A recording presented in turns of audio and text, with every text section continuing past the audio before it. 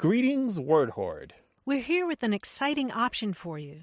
A version of our podcast without any ads. That's right. No advertising interruptions, just the content you love, ready to go in your favorite podcast apps like Spotify and Apple Podcasts. It's another way to support the show, ensuring that we keep bringing you the word stories and language explorations that you love. Try it at waywardradio.org/ad-free. And it's affordable. For just a small subscription fee, you can enjoy A Way with Words uninterrupted, except by us. Plus, it makes a great gift. Know somebody who loves language as much as you do? Give them the gift of words. Easy to sign up, easy to enjoy. It's the same A Way with Words, just streamlined for your listening pleasure. Go to waywardradio.org/ad-free. Support us, support the show, and enjoy an ad-free listening experience. waywardradio.org/ad-free. Thank you. You're listening to A Way with Words, the show about language and how we use it. I'm Grant Barrett. And I'm Martha Barnett. A friend of mine emailed me the other day and said, I saw this bizarre metaphor in a restaurant review. What in the world is this? The writer was describing a porterhouse steak and said that in terms of quality, this steak, quote, could not have been more middle of the road than if it was glued to a cat's eye. Eh? Oh, a marble. That's what I said. A marble? Cat's eye marble? Why would it be in the middle of a road? Is that the name of the ring where you shoot marbles? That's a I don't know. A terrible theory. I had no idea. I mean, I was picturing a poor cat, with... Wait, more middle of the road than than if it were glued to a cat's eye. Okay, what is it? Think of the middle of the road, those little discs that are reflective. Oh, that's what those are called? They're called cat's eyes. Isn't that great? They were invented in the 1930s by one Percy Shaw of West Yorkshire. So if you're talking about something that's glued to a cat's eye, that's perfectly middle of the road. That's outstanding, right? But how would you know that unless you worked in the business, right? I don't know. She read it in the Myanmar Times. That's nice. Wait, so we use it in this country? It's used for sure in Britain, and there are lots of different words for those. So those the reflective things in the middle of the road are called cat's eyes. Mm-hmm. Perfect. Makes great sense. I know. Now it does. Thank goodness for the internet. Thank you, internet. This is a show about words and language and family and culture and history. Give us a call, 877-929-9673. Email words@waywardradio.org. Hello, you have a way with words. Hi, good morning. This is Laura from San Diego. Hi, Laura. Welcome. What's up? How can we help? So I had been thinking about the fact that there are several card games that I play that have multiple names. What brought it to my attention was my friends introduced me to a card game called Nertz. And when they taught me the rules, I said, oh, that's Canfield. I've been playing that since I was a kid.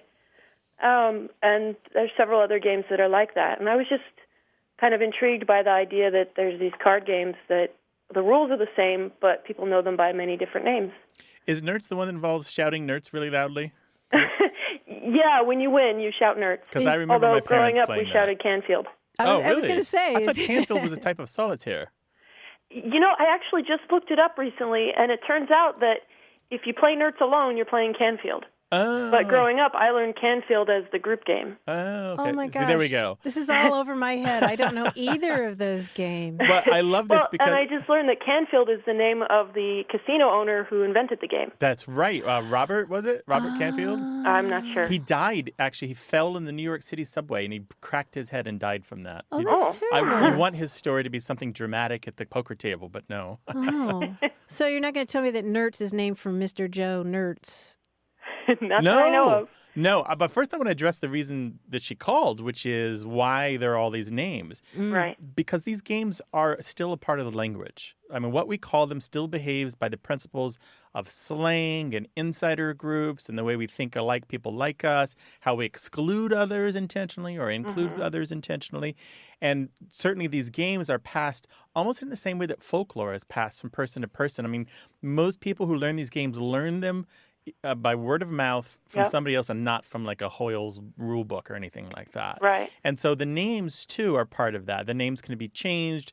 People are whimsical with names. But the other thing is, I love that so many of these names for card games sound fierce and strong and bold. And because partly what you want to do is psych out people, right? You train the noob or the rube because you're going to take them for a lot of money and you want them to be further psyched out by calling it something really exaggerated. So A good example of that is a game that I learned as Egyptian racehorses, yeah. but I learned it at church camp. And it turns out the real name is Egyptian rat screw or Egyptian rat F word. Oh, F word. Oh, yeah. I also learned there's a card game called BS, which stands for a bad word, but I learned it and we would euphemistically call it Bible study. Outstanding. Oh, you're a kindred spirit. That's the kind of camp I went to. Well, the Egyptian notion's real fun, too, because the playing cards are thought to have entered European culture from Egypt. Apparently, they started in China, traveled through Asia, through what was then Persia, in Egypt, and then came up with the Mediterranean traders into the southern European countries. And there's always been this notion since like the 12th century that there's something vaguely Egyptian about the card games. Kind of exotic. Yeah, too. kind of exotic. Maybe even the game Pharaoh is somehow connected to the name of the Egyptian leader. We don't really understand at this distance. But the thing I want to talk about is Nertz, because Nertz, what you're shouting is a whimsical, corrupted form of the word nuts. N-U-T-S, and all of the meanings of it. And I will not elaborate here, but I will say that it's directly related to you when someone says, like, you need to give me all your money because I'm going to the store, and you say, nuts to you? I'm not giving you anything. It's that nuts. It's the kind of like, it's kind of like the in-your-face kind of exclamation or interjection. Huh. Yeah, but I don't know why it was corrupted, but it goes back to at least the 1920s in the Nertz form. Nice. Wow. I looked it up on Wikipedia, and it said it's also known by the names Hell, Pounce, Peanuts, Racing Demon, or Squinch. Squinch. Yeah, I don't know any of those. But Peanuts, that fits with what you're saying. Yeah, I don't know any of those. But in my house, my parents would play. There's certain family members when they'd come to town. It was a card tournament upstairs, and you wanted to plug your ears because they're so loud. And some of these games, you not only shout out something when you've done the deed, whatever it happens to be, but there's table slapping as part of the game, right? You're supposed to pound the table or claim a card as it's turned over. I don't even know. No, in that game, you're all trying to play cards on the same spot, and so it's whoever can play it faster, and that probably gets loud. But it ends up as table pounding. Yeah. If you're really aggressive. All right. Well, if you are interested in cards, I think there is an opening for a book or at least a long article about the names of card games, because as far as I know, no real substantial work has been done on the names of card games. No, like tracing the names through the etymological history. Plenty of work has been done to trace the games themselves, but not the names. So there you go, Laura. You got your work cut out for you. Uh-oh. Thanks for your call, Laura. All right, thank you guys. Take All care. right, bye-bye. Bye. This is a show about words and language and culture and family and history and just about anything, because language is tied to it all. 877-929-9673. Email words@waywardradio.org and talk to us on Twitter at WAYWORD.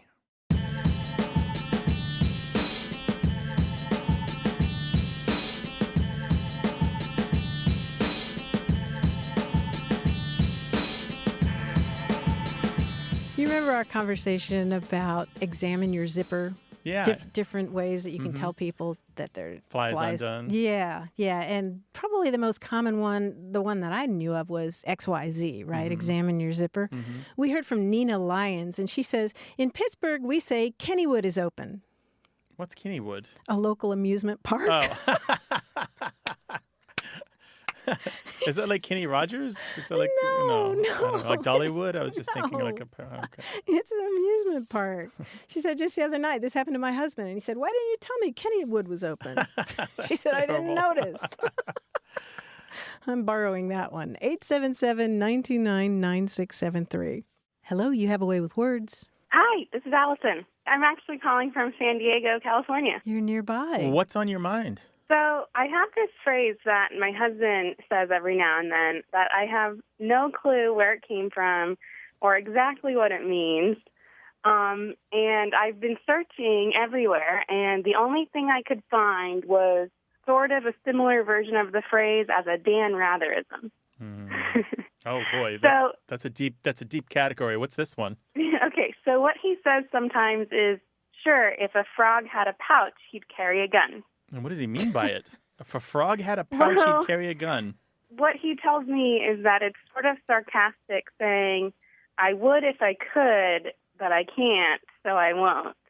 It's a version of that. And I think it's from the South. His family, all of his family is from the South.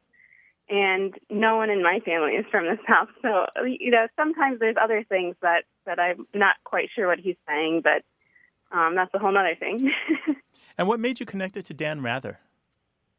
Well, I just honestly did a Google search, and it came up as something he supposedly said on air once as well. So, yeah, he did. It was during the brouhaha after the 2000 presidential election, right? Oh. He was on the air constantly, and people kept remarking on, and everyone was watching, and people kept remarking on his folksy language. He had a ton of things that he sounds said. like him. Yeah. And so what he said, I'm looking at an article from the LA Times. If a frog had side pockets, he'd carry a handgun. It may have existed before that election, but boy, I can't. Even looking for a wide variety of variations, it looks like Dan Rather, at the minimum, was the popularizer of it, that he spread the word. Wow. I mean, there's no understating how many people watched the television news after that election just to kind of keep up with things. And so he had a lot of influence. And then articles were written about Dan Rather's speech. And he's a Texan, and he does have that. He has that rich appreciation for clever phrasing and a real knack for it. Yeah, So, it reminds me of that Texanism. That's as handy as hip pockets on a hog. oh, nice. That's Yeah. good. That does sound like it. My husband's family is from Texas. Oh, so there we go. A couple other variations of if a frog had pockets, he'd wear pistols so he could shoot snakes. And if a frog had hip pockets, he'd carry a gun. But they're all basically the idea of it is just ridiculous to think of a frog having pockets, much less having a weapon. And so whatever you're asking for is just not going to take place. So sort of like if wishes were horses, beggars would ride. Beggars would ride. That's quite interesting. I know, right? If you want to just Google Dan Rather, metaphors, Dan Rather Texanisms, and you'll find a whole bunch more of these things. Maybe we'll share some later in the show. Yeah, that sounds fun. All right. Thank you. Take care. Bye. All right. Bye-bye. Bye. Those mixed cultural marriages, sometimes things just come up, don't they? Yeah. One language here, another language there. It's both supposedly English. It's great. Diversity is the great strength of the English language, I right? agree, yeah. Mix and match. 877-929-9673. Email words@waywardradio.org.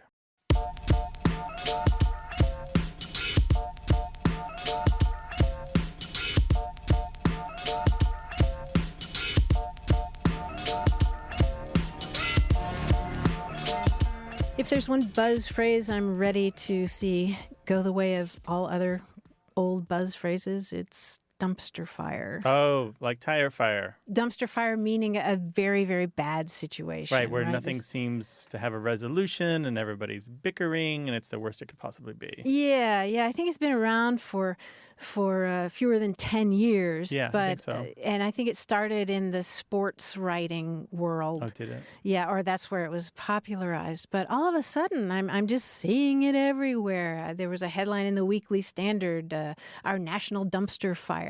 And Hillary Clinton's campaign actually tweeted something describing one of the Republican debates as a dumpster fire. I'm so tired of dumpster fire. What is it about a word's constant use that makes it repulsive? To me, dumpster fire is just such an icky image, for one thing. But just burning trash is just gross. Yeah, and it just seems like this linguistic conga line that everybody's joining, right? With our bandwagon without much thought or care. Yeah, and if you haven't heard dumpster fire, you're going to hear it tomorrow. I guarantee it. Just now. 877-929-9673. Email words@waywardradio.org. Got a minute? We need your help. Head over to gum.fm/words and share your thoughts in our quick survey. Your feedback matters. It's the backbone of our show's success. Thanks for making our show even more successful. That's gum.fm/WORDS. Thank you. You're listening to Away with Words, the show about language and how we use it. I'm Grant Barrett. And I'm Martha Barnett, and here comes our quiz guy, John Chinesky. Hi, John. Hey, hello, Martha. Hello, Grant. What's up, bud? I have a little quiz for you here. This is about loan words. You know, I'm always trying to come up with a different category each time. This time we're going to look at loan words. I'll give you 4 English words at a shot that are loan words from other languages. Now, 3 of them will be from the same language, and the 4th will be the odd loan word out. For example, if I say alcohol, assassin, billabong, checkmate, you would say the odd word out is Billabong. 'Cause it's Billabong, right? Not from Arabic. It's not from Arabic. It is Australian in origin. Very good. Let's see how you do. Here's the first one. Bigot, quiche, saloon, tornado. Tornado. Because it's from Spanish. The others are from French. Yes, very good. Alligator, bravado, guitar, stucco. Stucco. Is- Guitar, I'm sorry. No, I would say alligator. Alligator's from, Spanish, but You know what they say, always go with your first guess, unless it's wrong. But What your did I first say, guess was stucco? right. Stucco is correct, Oh, yeah. well, that's from Italian? It is from Italian, yes, very gotcha, good. The others are from? Spanish. Spanish is right. Okay. Here's the next one. Casino, fugue, umbrella, yacht. Casino, fugue, umbrella, yacht. Yes, that's the magic password. You win $1 million. And the door opens. I'm going to say yacht. Is that not German? That's From correct. German Actually, from- it's Dutch. German from- yeah, German okay, from for Dutch, hunter. yeah. A little hunting boat. Oh, okay, very good. The Yeah. others are, Italian. yes, Italian, very good. Maelstrom, slalom, smorgasbord, vodka Vodka. is Russian, Russian. for little water. And the others are Swedish. very good. Bungalow, ghetto, shampoo, thug. Oh, Ghetto. 3 of them come from Hindi and the other one comes from Italian. Yeah, ghetto. Yes, is- yes, very good. yeah. Ghetto is from the Italian, and the rest are from the Hindi. How about boondocks, gingham, jungle, tattoo? Gingham, because the others are from Tagalog. Or they're from the Philippines, and not necessarily, right? No, gingham is also Pacific Islander. For real? Yes, yeah. Okay, let's hear those again because tattoo is Boondocks. from there. Yeah. Gingham, jungle, tattoo. I guess jungle then. Yes, jungle is correct. From It's a Hindi, Hindi, word. yeah, okay. Yes, yeah. I had a friend of mine whose wife is from the Philippines explain to me today the origins of boondocks and how American servicemen brought it over from. Compound. Yeah. That's right. You guys were fantastic. Congratulations. You did I like great. that one a whole lot, dude. Always nice to talk to you. We'll talk to you again next week. Keep puzzling, all right? You two guys keep wording it up. Take Will care. do. Bye-bye. You know, we take calls from around the world. If you've been wanting to talk to us, now's a really good time, 877-929-9673. Or send an email to words@waywardradio.org. Or join us on our Facebook group. Just look for A Way with Words, where you'll join an active community of thousands of other people talking about words and language. Hello, you have A Way with Words. Hi, this is Bob Beacons from Oceanside, California. Hi, Bob. How you doing? Hey, Bob. Doing great. Oh, both of you. Hi, Grant. Hi, Martha. You get 2 for 1, Bob. What's up? I'm so lucky.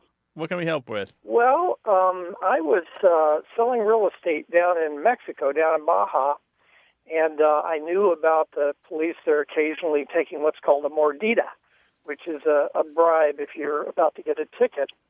And I was pumping gas one day, and there was a dog next to the pump, and I got that look in my eye like I wanted to pet it. And the guy on the other side of the pump said, "Peligro mordida estepero," or something like that. And I thought, what the heck does a dog want a bribe for? And then he made a motion with his hands like biting, and I went, oh, mordida means to bite. Yeah. So I remembered store owner protection money in New Jersey being called putting the bite on him. So I'm wondering, did the bite from New Jersey and mordida, meaning the bite in Mexico, did they happen concurrently or separately, or how did that roll out? Oh, what an interesting question. Mm-hmm. It is indeed. Yeah, put the bite on in English and then the Spanish word mordida, which means bite. Mordida. Yes. Yes. Let's dispatch the English one first because it's pretty simple. Just putting the bite on somebody, as we said, is to take something forcefully that's not yours. And I haven't seen that any earlier than the early 20th century, and it's often associated with gambling. So I don't know if there's a gambling connection or not, but I haven't seen it any earlier than the 1930s. What's interesting about the term mordida in Spanish is that the Royal Academy in Spain hasn't been able to come up with a firm etymology of mordida. But if you look at some of the Spanish language sites, there are a couple of funny stories that purport to explain its origin. Would you like to hear them? Sure. It's funny because they both go back to the 17th century. One of them is that there was a representative of the Spanish king in what is now Mexico, and he had very bad oral hygiene and needed new teeth. And so his underlings, sort of trying to impress him, went around and collected bribes from people to pay for the guy's dental work. And then that worked out so well that they continued to take bribes in the future, but it was for la mordida, for the guy's bite, which is such a colorful story that I'm sure Grant is having the same kind of colorful stories with language origins are almost always fake. Yes. Yeah. And there's one Too more. good to be true. Yeah, one more that's floating around, actually, literally, which is that in the 17th century, when some of these Spanish galleons would crash close to shore and sink, they would hire people to go and get the stuff from the ship. And, people who would dive maybe 20 or 30 feet in the water. And supposedly, on their last trip down, they could take whatever coins were there and fill as many as possible into their mouths and come back to the surface. And they were allowed to keep that little mordida. Also, a silly story, colorful. I've seen illustrations of it online, but... How do you hold your breath and put coins in your mouth? That was my question. Maybe this is, one of those, look up gullible in the dictionary kinds of things. I don't know. But what interests me is that we only see it in English, put the bite on back to the 30s or so. But there are these stories, supposedly, that go back to the 17th century. But there are a lot of other speakers. words for bribing and bribes in American English, so it's not the That only have to one. do with biting? Well, they don't, but they have to do with some with eating, to sweeten something. There's to bribe somebody or sweeten someone, or a smear or a schmear in New York City. But that's your little extra on top, right? Uh-huh. We do, by the way, Bob, we do say to get a taste means to get your part of something. That is still even used today. Like if there's a big business deal going down and I want a little kickback or a little bribe to make it happen, I could call it getting my taste or getting a taste, and that's the bribe. Nice. So, Bob, thanks for a great question. Oh, my pleasure. Take care. Bye-bye. 877-929-9673. Hello, you have a way with words. Hi there. My name is Trevor Wyatt, and I'm calling from Abilene, Texas. Hi, Trevor. Welcome to the show. Hi, Trevor. What's up? Well, I live in Texas, and I've lived in Texas most of my life, but my mom is from Chicago, and my father's from a little town in Maryland called Elkton. And for a long time, we used to go up to Maryland all the time, and we would have these things that we called spagglers. And so I didn't think anything of it. I just thought that's what they were called. So I get to college eventually, and I go up to the lunch line, and I ask for some spagglers, and the guy looks at me like I'm crazy, like he's never heard that word before in his life. So I look at the sign and see what they're called, and they're called asparagus. Oh. So I had never heard them called that before in my life. Really? But Never? Apparently that's what everybody calls them. So I was wondering if it was just the fact my grandpa probably didn't even finish middle school and was not a highly educated man and didn't have the clearest hearing either. So I was wondering if that was a part of it or if it was just something that people said up there. Let me ask you a question. Did you have this whole separate track of knowledge about asparagus, though, at the same time? Did you know that the word asparagus existed and that it referred to a vegetable? Yes, I did. I knew that asparagus was a vegetable. I just didn't know that it was that. Right. Oh, my gosh, that's great. So you didn't learn about asparagus till you went to college? No, absolutely not, and I felt like an idiot afterwards. Oh, no. Oh, but here we are laughing at your misfortune. Yeah, because it makes our day. I have not ever seen spagglers. No. And asparagus is just a weird word that lends itself to true. lots of variation. It goes by lots of different names all around the country, like sparrow grass and Aspirin grass. aspirin grass, yeah. Asparaguts I've seen. Dusty roots And a lot of in times Louisiana. the A drops off. It's a So asparagus. asparagus, yeah. Aphatic, yeah. In upstate New York, it's called, in some places, Martha Washington or Mary Washington. What? Go Interesting. figure. I didn't know Go that. figure. So there are probably people, going to school in Syracuse right now That's who are cool. learning that it's not necessarily Martha Washington. Mm-hmm. Well, that's really interesting. I'd never heard that before. Thank you so much for, opening my eyes to that. Yeah, a ton of people say other things. Don't feel too bad about it. Though I have to say, I haven't seen spagglers on the record anywhere. Yours is the No. first time I've seen it. It's a nice, I like it. Was he a jokey person? Maybe it was just one of those family words that somebody It mispronounced once. might have been one of those family words because he tried to joke around with us as much as he could. So maybe he knew what it was and then was acting like he didn't know what it was and then taught his entire family as kind of a cruel and joke. sent you out in the world. Trevor, I love this linguistic heirloom of yours. I think you should keep it and spread it around. It's a gift to hold tight to. Yeah. Thank you so much. Yeah, our pleasure. Okay. Thank you for calling. Yeah, Thank you. thanks. Bye-bye. Bye-bye. Bye. Some places it's called rich man's vegetable. Some places it's called cow feed. I like dusty roots in Louisiana. Dusty roots. Beet greens. Give me some Yeah. beet greens. Beet green. I've never heard that Beet one. greens. This show is about history, culture, and family, all wrapped up in language. 877-929-9673. Email words@waywardradio.org or talk to us on Twitter at WAYWORD.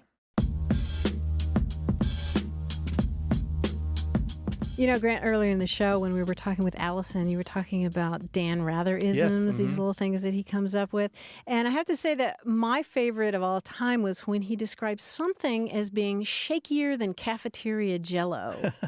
That just brought back so many memories of going through cafeteria lines and that Jell-O in cubes and the Handed it little to glass you, things. right? Yeah, and they're a little bit wobbly, probably because they're more wobbly than what I had at home, probably because they're watered down, Oh, right? maybe, yeah. Cafeteria Jell-O. It's shakier than the Jell-O that we made at So home. my favorite Ratherism, and remember now, a lot of these came to light when he was doing this extensive coverage after the debacle of the 2000 nonstop, election, right? yeah. Nonstop.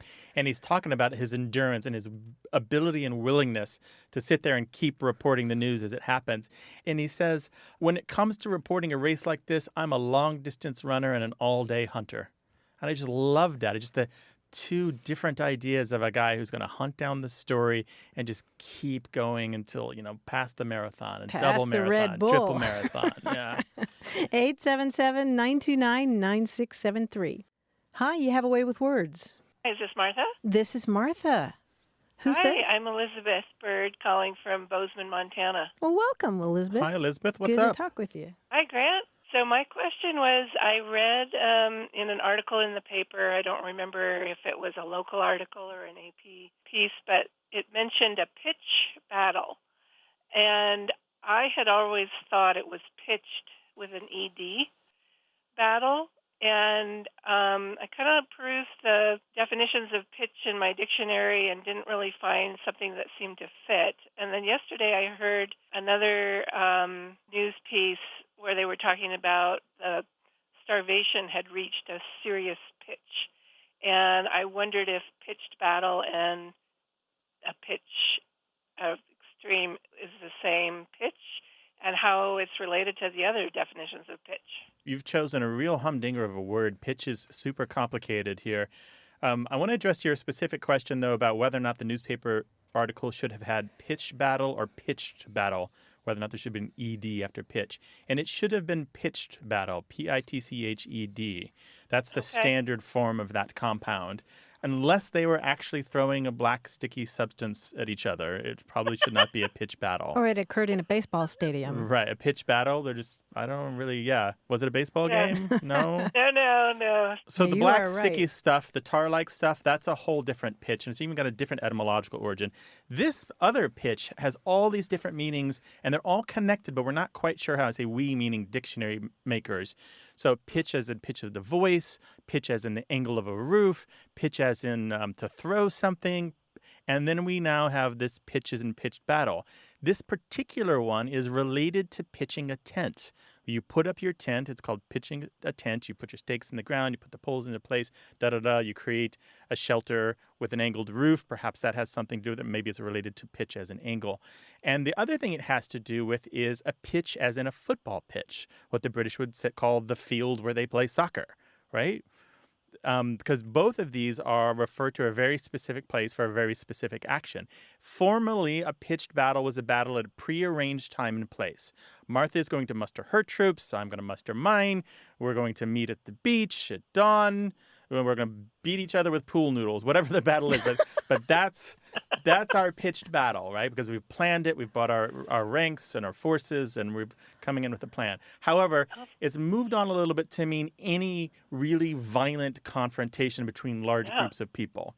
That was my understanding. Yeah, that's how it more or less is now. So the complicated factors here are that we don't really know the origins of pitch, but we're pretty sure it's related to pitch a tent, a football pitch, and so on and so forth. Yeah, I think the common thread in all of these is basically positioning. You know, you're positioning a tent, you're positioning armies on the battlefield. And that's a really good way to do that. I mean, that'd be a very good, broad, overarching meaning here, particularly because that would allow us to include things like pitching horseshoes. I'm positioning my horseshoe next to the stake, right? It's a little harder to squeeze in the pitch of your voice in there, but we could probably mangle the definition or broaden it enough to make it fit. Well, position of your voice. Yeah, position of your voice. But what about, I thought it kind of meant extreme, because they talked about starvation reached a serious pitch. So I wondered if it meant an extreme point. Well, again, that's a position, a level, a pitch in music. And we can get even a little more specific than that in comparing to music. We talk about pitches in the angle of a roof. We talk about the degrees of a roof. And we could easily say the hunger reached a pitch degree, just that we could say that the roof was built with a very severe pitch. So it's about the degree, the measure, the quantity, the force, but always about in comparison to where it could be and where it needs to be. Yeah, and what I think is really interesting is the idea that it's changed from the notion of two armies showing up at the same time. By appointment. Which is a notion that goes all the way back to ancient Greek tradition. I mean, there are Greek words that translate as things like battles by agreement. It's like Alexander Hamilton, showing up with Aaron Burr, at a pre-appointed time. Dawn with pistols or what have you. Yeah. Which leads me to the final thing I think I want to say on this, which is we got this into English from the French, which is where we got many of our military words overall and many of our military practices. La bataille rangée, basically an arranged battle or a ranged battle. Right. But now, as you said, it can mean just a really intense battle. That's what I understood for years. I only recently learned about pitch. That's pretty much where it is now, except in specialist use. Yeah, so it's changed a bit. How's that sound? It's so interesting how you've related pitch as tone, pitch as toss, pitch as an angle of the roof. I thought those were completely different definitions, but they're related. It's wonderful. Thank you so much for your call. Really appreciate it. Thank you. I really enjoy your show. Take care. Bye-bye. Take care. Bye-bye. Bye-bye. Send your questions in email to words@waywardradio.org. Grant, do you know what Bott's dots are? They're also called turtles in Washington and Oregon, or in Texas they're called buttons. No idea. Kind of flower, kind of fungus? No. Remember earlier we were talking about cat's eyes being those reflective markers. Bott's dots are just the raised pavement markers. They're like little ceramic domes. Oh, okay, gotcha. Those are Bott's dots, named for a guy, Dr. Elbert Bott, a California engineer. Bott's dots. 877-929-9673. Email words@waywardradio.org. Hey, we've got something special for those of you who love our show but could do without the ads. That's right. Imagine a way with words, the same engaging conversations, the same deep dives into language without advertising interruptions. We're talking about our ad-free podcast feed. It's sleek, clean, and it's just for our supporters. It's at waywardradio.org/ad-free. It's inexpensive, easy to sign up for, and works with all major podcast apps like Apple Podcasts and Spotify. It's an affordable way to support the show and get a seamless listening experience. And if you're feeling generous, why not give a subscription to another Away with Words fan? That's waywardradio.org/ad-free. Sign up today. Your support means the world. waywardradio.org/ad-free. Thank you. You're listening to Away with Words, the show about language and how we use it. I'm Grant Barrett. And I'm Martha Barnett. A few years ago, Ann Patty retired from her job as a book editor in New York City and moved to the country. And she found herself trying to figure out how she was going to fill her time. She'd always, of course, had a fascination with words, and eventually this led her to take classes in, of all things, college-level Latin. She writes about this in her new book called Living with a Dead Language, My Romance with Latin. Grant, it's a charming introduction to Latin itself and to the orderliness and beauty of the language and the way that the real masters of Latin poetry, once you get past all the stuff in Caesar, and they're able to take those big clunky Latin words and just make them dance. So it's a lovely memoir in those terms. But what struck me is that the book is also about learning later in life. And that brings me to one of my favorite words that I love. Comes from the ancient Greek. It's opsimath. Opsimath? Opsimath. O-P-S-I-M-A-T-H. It comes from Greek words that mean learn late in life. Oh. And it got me to thinking about the question that I have for you, Grant, which is, what is on your opsimathic bucket list, your realistic bucket list, not like, maybe I'll do this someday. Yeah. But what's on your agenda? I don't think of myself as late in life yet. Well, no. But it's a good question. Later. And I wonder what it was about that author. What is her name again? Ann Patty. I wonder what it was about Ann Patty and me and people like us that makes us want to work on a language late in life, because I constantly want to improve my French and Spanish. I do minimal things. I subscribe to a lot of Facebook pages and groups in those languages on topics that I care about, and in that way see some French and Spanish every day. But I wonder about that. What is it about having the time now that makes you want to work on a language? I also want Spanish so I can go to Mexico and enjoy myself more. Well, I was going to say, exactly. I mean, if you're going to start on an ancient language late in life, not much utility except for reading. Yeah, or talking to other Latins. Right. But yeah, it's not going to help you when you want to go to a foreign country and ask where the bathroom is, No. right? There's a lot of wisdom and beauty in the ancient literature, and that's what she was going after. But what are you going after? On my realistic opsimathic bucket list, I definitely have ASL. I want to learn American Sign Language. Oh, yeah, sure. Just because it's such a different way of handling, literally, language. Communicating differently. Yeah, and so I'm very curious to learn that. Other than that, in terms of skills, I think of skills that I have that I want to continue. I would love to get back to sculling. I used to do a lot of rowing and juggling. I am a lapsed member of the International Jugglers Association. I always want to be learning something new. I always want to be a beginner at something. That's important. Martha, that book again was? It's called Living with a Dead Language, My Romance with Latin by Ann Patty. Great. Well, we'd love to hear what you are doing to learn now. You don't have to be late in life. Let us know with the big project in your life, the one thing that you're really working on that you're going to sign up for so that you can learn and move forward and become something new or something better. Yeah, or maybe you've done it. Maybe you've done it and had the experience and you can tell us how amazing it was.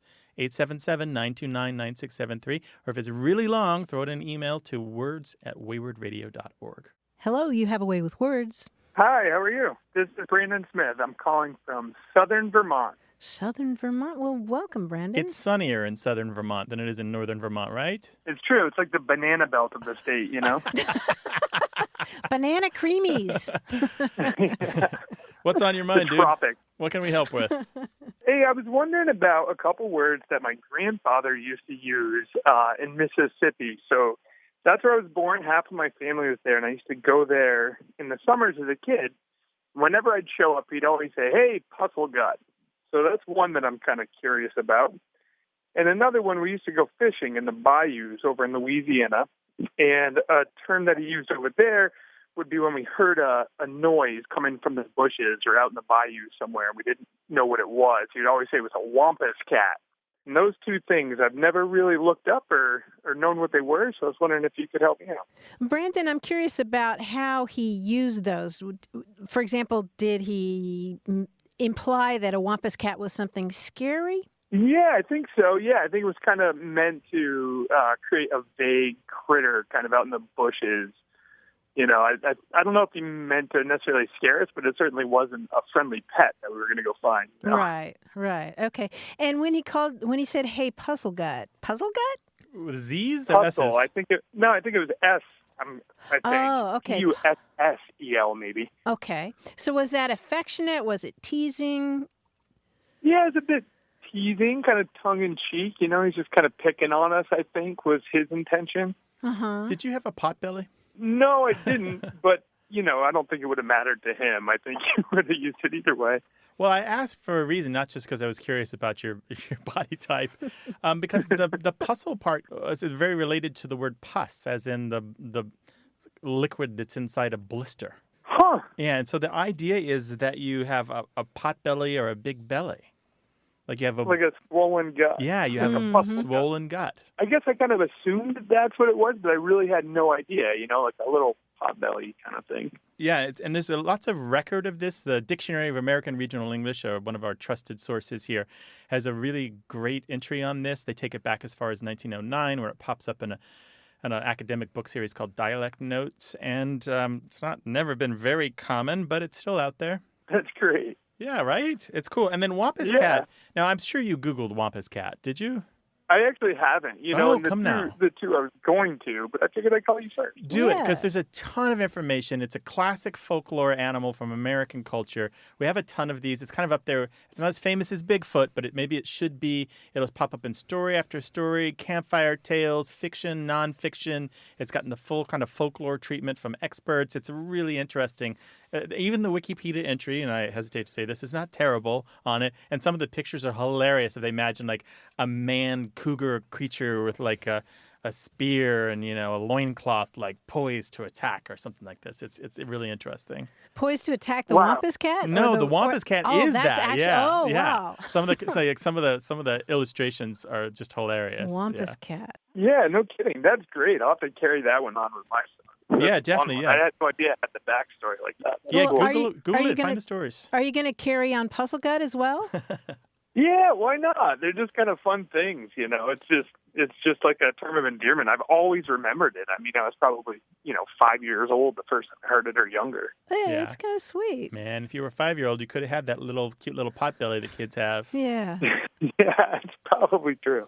Who knows, you know? That's really great. Well, thanks a lot, guys. Yeah, sure, Brandon. Thanks for your call. Thanks, Brandon. There. Bye-bye. Have fun in sunny Vermont. I will. Bye. 877-929-9673 is the number to call to talk about language, or send us an email. That address is words@waywardradio.org.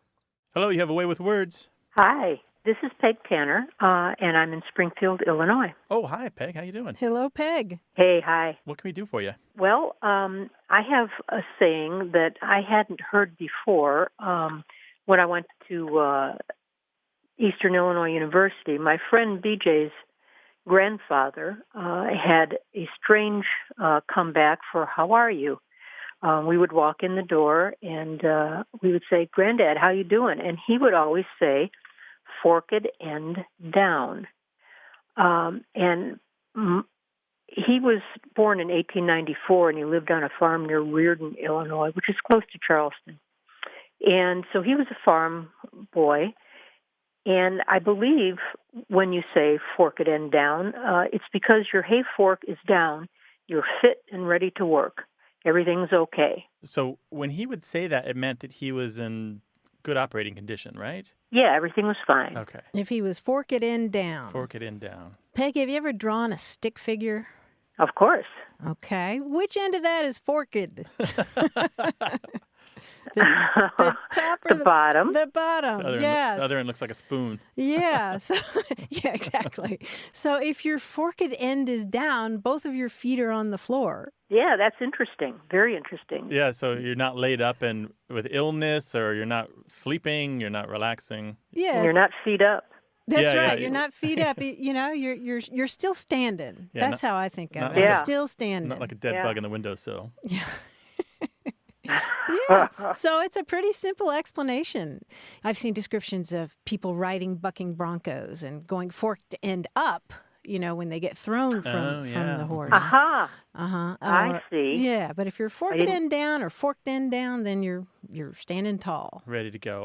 On your feet and raring to go. Okay, well, that's all I have then. All right. Thank you so much, Peg. Take care of Thanks, yourself. Peg. Keep that forked end down. Okay, I will. Bye-bye. My forked end is down. Okay, good. Bye-bye. Bye-bye. It's old-fashioned, but it's out there. You can find this in old Google books, forked end down, right? It's Yeah. not that common. I like it. I do too.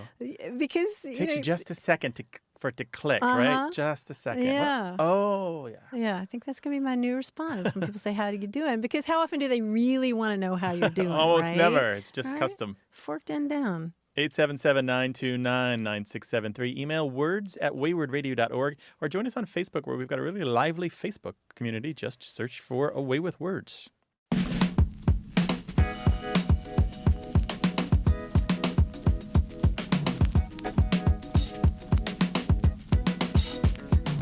The other day I was hiking in beautiful Mission Trails Regional Park here, and I saw a bunch of turkey vultures, and that got me to thinking about turkey vultures, and there turned out to be a great display there at the Visitor Center about turkey vultures, and now I am newly obsessed Why? with turkey vultures because there's so much cool language involved. Oh. You know what a group of vultures in a tree is called? Is this a real collective noun? Is it one of Yes. the artistic Yes. ones? No, I don't know what it is. It's a committee. A committee of vultures, Oh, or okay. you can say a venue of vultures, or Venue. a vault of vultures. Oh, Volt, V-U-L-T? VOLT. V-O-L-T. And the word for a group of vultures flying is different.